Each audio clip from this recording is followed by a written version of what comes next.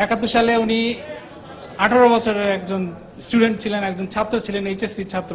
তাকে বলা হইতেছে তিনি সুপিরিয়র কমান্ড রেসপন্সিবিলিটির কারণে তার বিরুদ্ধে লাইফ এবং ডেথ সেন্টেন্স এবং লাইফ সেন্টেন্স দুইটাই আসছে।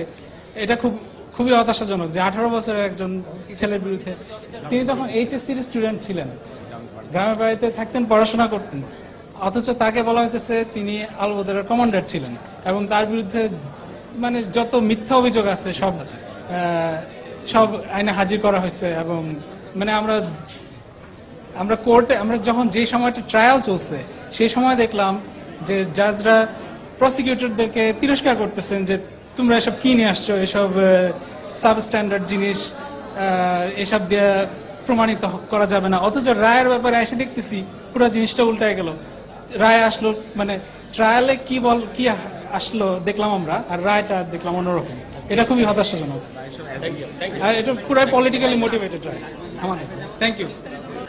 এই রায়ের ব্যাপারে আমাদের অফিসিয়াল প্রতিক্রিয়া জানাবেন আমাদের আইনজীবীরা।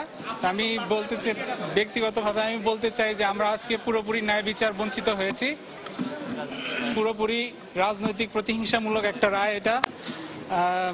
1971 সালে আমার বাবার বয়স ছিল মাত্র 18 বছর। তাকে সুপিরিয়র রেসপন্সিবিলিটি দেওয়া হয়েছে।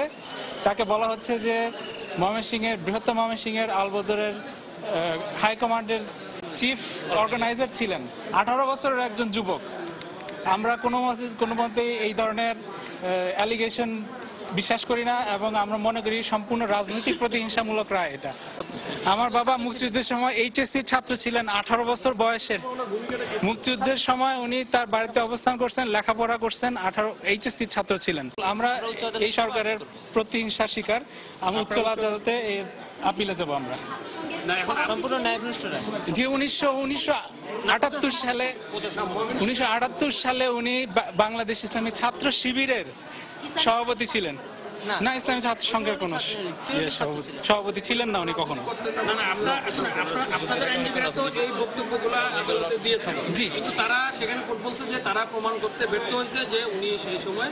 আমরা তো এটাই বলতেছি আমরা ন্যায় বিচার পাই না। এই কোর্টের সব বক্তব্য প্রসিকিউশন যে লাইনে লিখে দিছে রায়ও সেইভাবে আসছে।